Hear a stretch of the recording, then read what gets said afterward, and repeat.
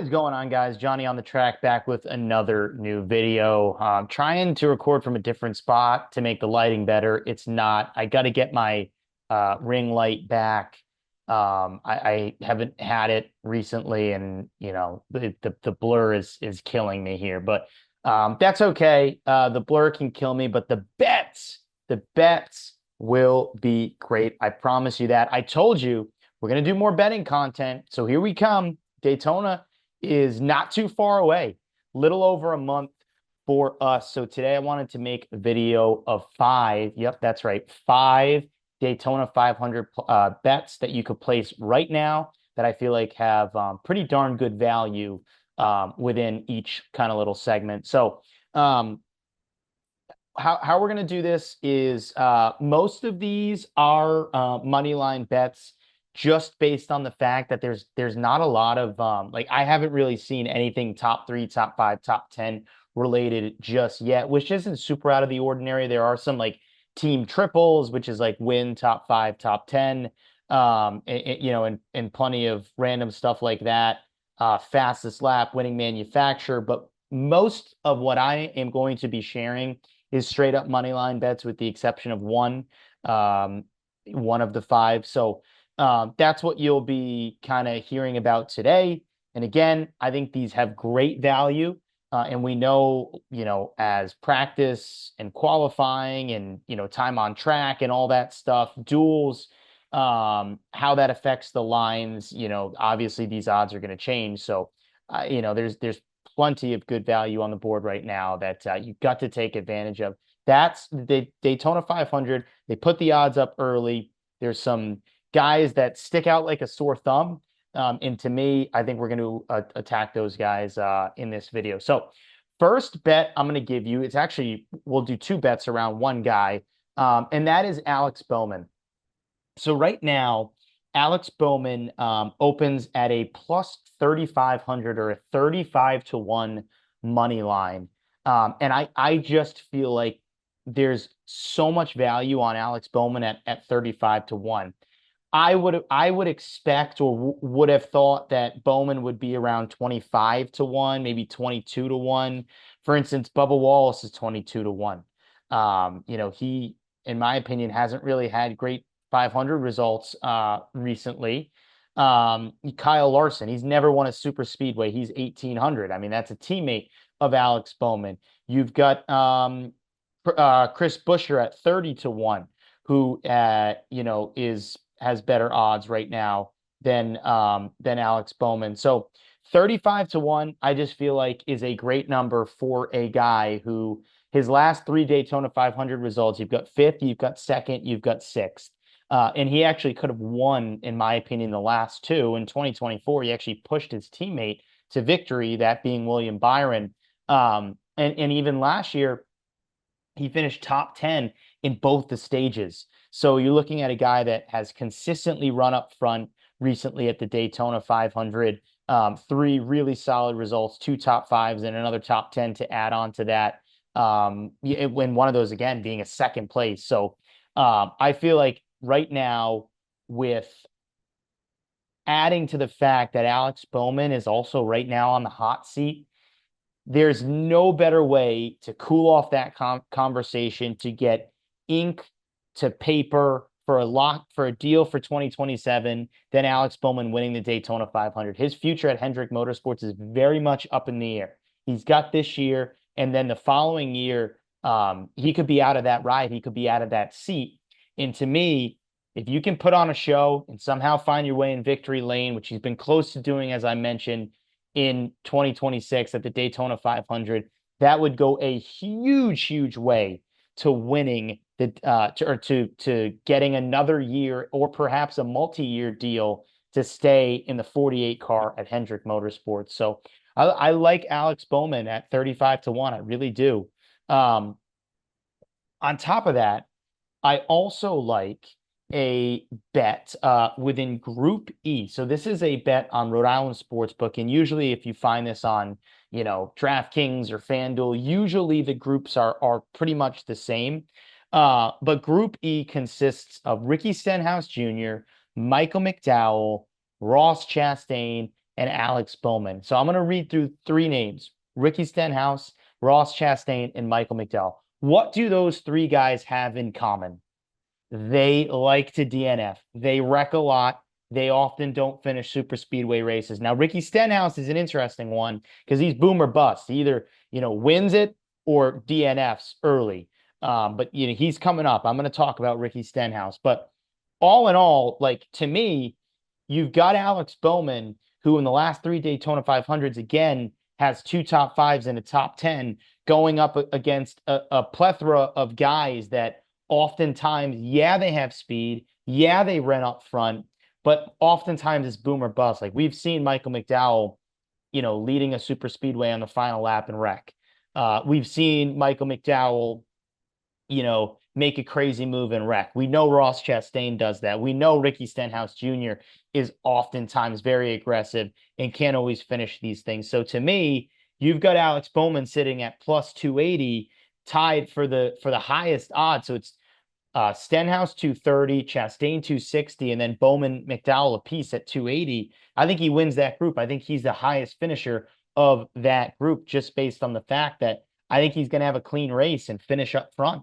That would be my opinion there. So I like Alex Bowman to win Group E. Now, again, maybe your book isn't completely 1-to-1 here, but again, oftentimes these are very close. So if Ross Chastain is, with somebody else or switch with somebody else, I still would take Alex Bowman if two of the guys in that group are some combination of Chastain, Stenhouse, and McDowell.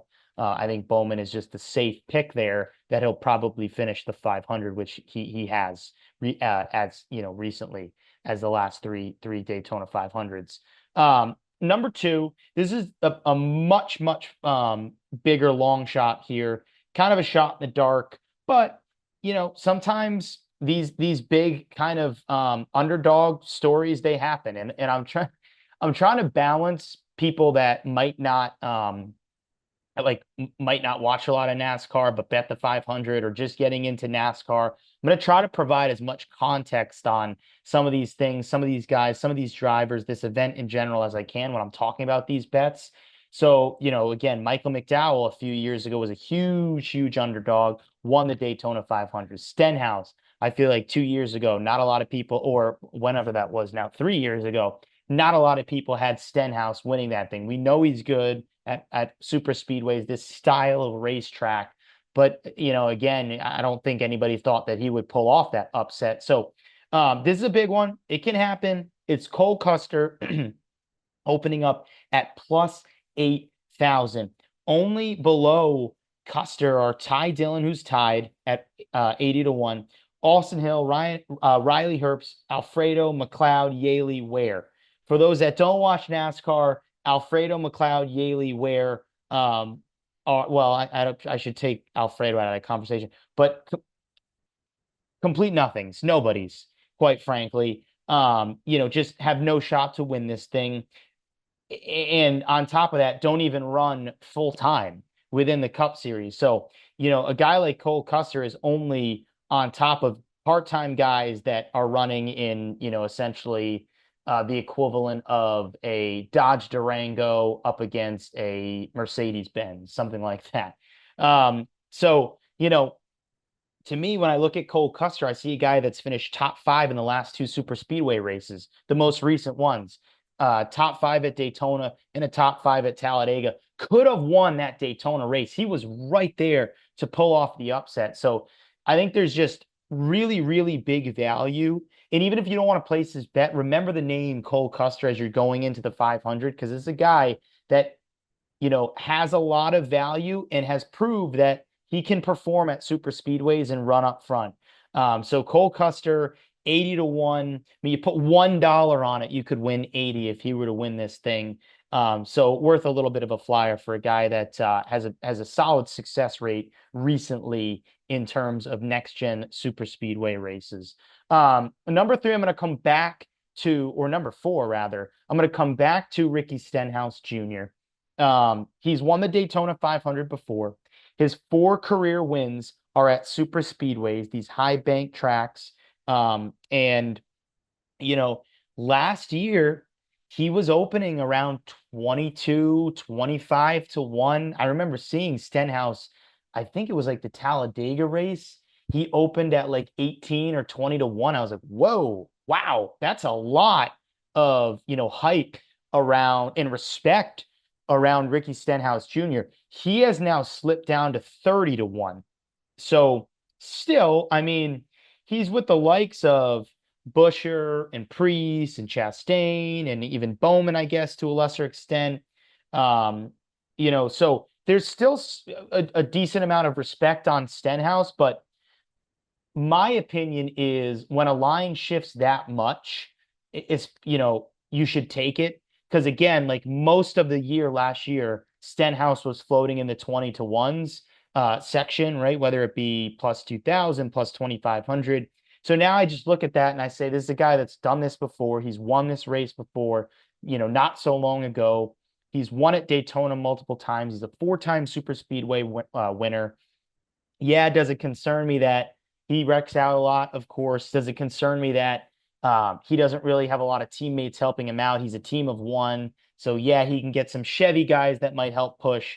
But in the end, it's just him a little bit. But again, he was a single car team when he run it a few years back. So I don't know, like doesn't really concern me that much, to be honest with you. So I look at Ricky Stenhouse Jr. I think there's a lot of value on a guy like him at 30 to 1. Now, I don't love betting Ricky Stenhouse Jr. I don't often do it, but I'll take it at this value. I think it's a good value pick at this point. He absolutely, folks, will shift.